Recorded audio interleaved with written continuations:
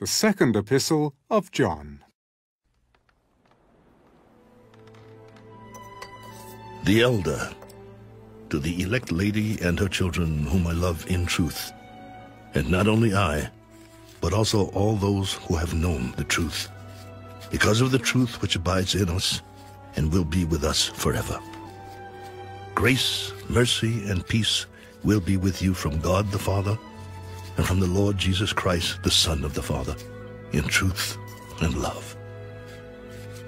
I rejoice greatly that I have found some of your children walking in truth, as we received commandment from the Father. And now I plead with you, lady, not as though I wrote a new commandment to you, but that which we have had from the beginning, that we love one another. This is love, that we walk according to his commandments. This is the commandment, that as you have heard from the beginning, you should walk in it. For many deceivers have gone out into the world who do not confess Jesus Christ as coming in the flesh. This is a deceiver and an antichrist. Look to yourselves, that we do not lose those things we worked for, but that we may receive a full reward. Whoever transgresses and does not abide in the doctrine of Christ does not have God. He who abides in the doctrine of Christ has both the Father and the Son. If anyone comes to you and does not bring this doctrine, do not receive him into your house, nor greet him, for he who greets him shares in his evil deeds. Having many things to write to you, I did not wish to do so with paper and ink, but I hope to come to you and speak face to face, that our joy may be full. The children of your elect sister greet you. Amen.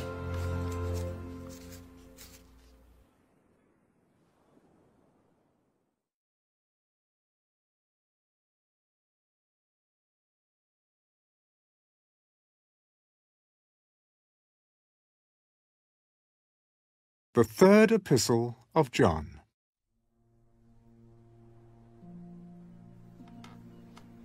The elder, to the beloved Gaius, whom I love in truth. Beloved, I pray that you may prosper in all things and be in health, just as your soul prospers. For I rejoice greatly when brethren came and testified of the truth that is in you, just as you walk in the truth. I have no greater joy than to hear that my children walk in truth. Beloved, you do faithfully whatever you do for the brethren and for strangers, who have borne witness of your love before the church. If you send them forward on their journey in a manner worthy of God, you will do well, because they went forth for his name's sake, taking nothing from the Gentiles. We therefore ought to receive such, that we may become fellow workers for the truth. I wrote to the church, but Diotrephes, who loves to have the preeminence among them, does not receive us. Therefore, if I come, I will call to mind his deeds which he does, prating against us with malicious words. And not content with that, he himself does not receive the brethren, and forbids those who wish to, putting them out of the church. Beloved, do not imitate what is evil, but what is good. He who does good is of God, but he who does evil has not seen God. Demetrius has a good testimony from all, and from the truth itself. And we also bear witness, and you know that our testimony is true. I had many things to write, but I do not wish to write to you with pen and ink. But I hope to see you shortly, and we shall speak face to face. Peace to you. Our friends greet you. Greet the friends by name.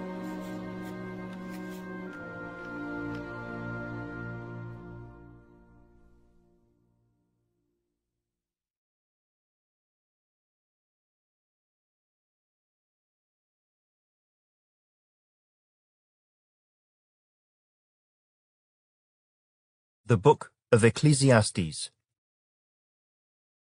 Chapter 5. Walk prudently when you go to the house of God, and draw near to hear, rather than to give the sacrifice of fools, for they do not know that they do evil. Do not be rash with your mouth, and let not your heart utter anything hastily before God. For God is in heaven, and you on earth. Therefore let your words be few. For a dream comes through much activity, and a fool's voice is known by his many words. When you make a vow to God, do not delay to pay it, for he has no pleasure in fools. Pay what you have vowed. Better not to vow than to vow and not pay. Do not let your mouth cause your flesh to sin, nor say before the messenger of God that it was an error. Why should God be angry at your excuse and destroy the work of your hands? For in the multitude of dreams and many words there is also vanity. But fear God. If you see the oppression of the poor, and the violent perversion of justice and righteousness in a province, do not marvel at the matter. For high official watches over high official, and higher officials are over them. Moreover, the profit of the land is for all. Even the king is served from the field. He who loves silver will not be satisfied with silver, nor he who loves abundance with increase. This also is vanity. When goods increase, they increase who eat them. So what profit have the owners except to see them with their eyes? The sleep of a laboring man is sweet, whether he eats little or much, but the abundance of the rich will not permit him to sleep. There is a severe evil which I have seen under the sun, riches kept for their owner to his hurt. But those riches perish through misfortune. When he begets a son, there is nothing in his hand. As he came from his mother's womb, naked shall he return, to go as he came. And he shall take nothing from his labor, which he may carry away in his hand. And this also is a severe evil. Just exactly as he came, so shall he go. And what profit has he, who has labored for the wind? All his days he also eats in darkness, and he has much sorrow and sickness and anger. Here is what I have seen. It is good and fitting for one to eat and drink, and to enjoy the good of all his labor in which he toils under the sun all the days of his life which God gives him. For it is his heritage. As for every man to whom God has given riches and wealth, and given him power to eat of it, to receive his heritage, and rejoice in his labor, this is the gift of God. For he will not dwell unduly on the days of his life, because God keeps him busy with the joy of his heart. Chapter 6. There is an evil which I have seen under the sun, and it is common among men. A man to whom God has given riches and wealth and honor, so that he lacks nothing for himself of all he desires. Yet God does not give him power to eat of it, but a foreigner consumes it. This is vanity, and it is an evil affliction. If a man begets 100 children, and lives many years, so that the days of his years are many, but his soul is not satisfied with goodness, or indeed he has no burial, I say that a stillborn child is better than he. For it comes in vanity and departs in darkness, and its name is covered with darkness. Though it has not seen the sun or known anything, this has more rest than that man, even if he lives 1,000 years twice, but has not seen goodness. Do not all go to one place? All the labor of man is for his mouth, and yet the soul is not satisfied. For what more has the wise man than the fool? What does the poor man have, who knows how to walk before the living? Better is the sight of the eyes than the wandering of desire. This also is vanity and grasping for the wind. Whatever one is, he has been named already, for it is known that he is man, and he cannot contend with him who is mightier than he. Since there are many things that increase vanity, how is man the better? For who knows what is good for man in life, all the days of his vain life which he passes like a shadow? Who can tell a man what will happen after him under the sun?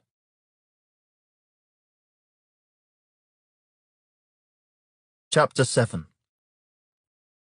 A good name is better than precious ointment, and the day of death than the day of one's birth.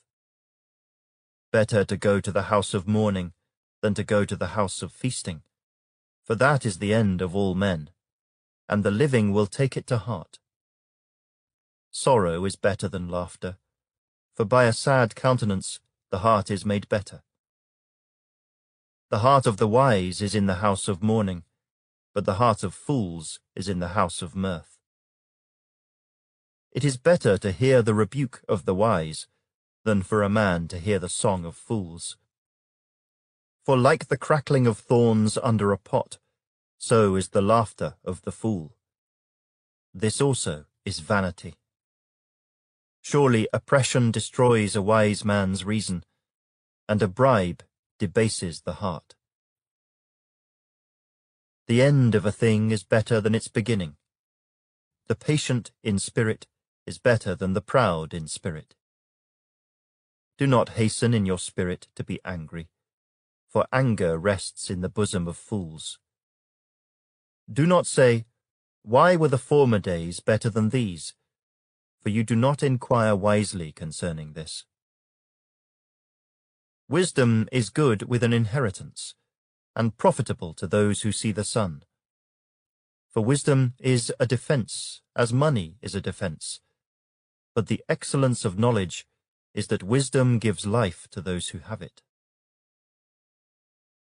Consider the work of God, for who can make straight what he has made crooked? In the day of prosperity, be joyful, but in the day of adversity, consider. Surely God has appointed the one as well as the other, so that man can find out nothing that will come after him. I have seen everything in my days of vanity.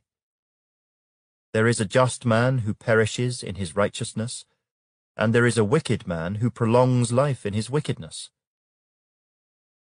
Do not be overly righteous, nor be overly wise. Why should you destroy yourself? Do not be overly wicked, nor be foolish. Why should you die before your time? It is good that you grasp this, and also not remove your hand from the other. For he who fears God will escape them all. Wisdom strengthens the wise more than 10 rulers of the city. For there is not a just man on earth who does good and does not sin. Also, do not take to heart everything people say, lest you hear your servant cursing you. For many times also your own heart has known that even you have cursed others. All this I have proved by wisdom. I said, I will be wise, but it was far from me. As for that which is far off and exceedingly deep, who can find it out? I applied my heart to know, to search and seek out wisdom and the reason of things, to know the wickedness of folly, even of foolishness and madness. And I find more bitter than death the woman whose heart is snares and nets, whose hands are fetters. He who pleases God shall escape from her, but the sinner shall be trapped by her. Here is what I have found, says the preacher, adding one thing to the other to find out the reason, which my soul still seeks but I cannot find. One man among 1,000 I have found, but a woman among all these I have not found. Truly, this only I have found, that God made man upright, but they have sought out many schemes. The Book of Proverbs. Hear, my children, the instruction of a father, and give attention to know understanding. For I give you good doctrine. Do not forsake my law. When I was my father's son, tender and the only one in the sight of my mother, he also taught me and said to me, Let your heart retain my words, keep my commands and live. Get wisdom, get understanding. Do not forget nor turn away from the words of my mouth. Do not forsake her, and she will preserve you. Love her, and she will keep you. Wisdom is the principal thing. Therefore, get wisdom. And in all your getting, get understanding. Exalt her, and she will promote you. She will bring you honor when you embrace her. She will place on your head an ornament of grace, a crown of glory she will deliver to you. Hear, my son, and receive my sayings. And the years of your life will be many. I have taught you in the way of wisdom. I have led you in the right paths. When you walk, your steps will not be hindered, and when you run, you will not stumble. Take firm hold of instruction. Do not let go.